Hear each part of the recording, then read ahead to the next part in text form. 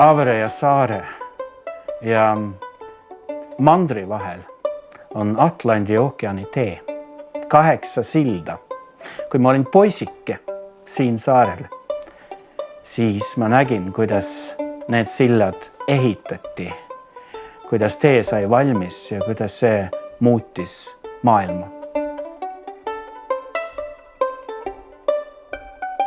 Hiljem ma sain luuletajaks 2 riigis, 2 keeles ja see muutis mind. Ja see oli ka selle idee ja visiooni algus.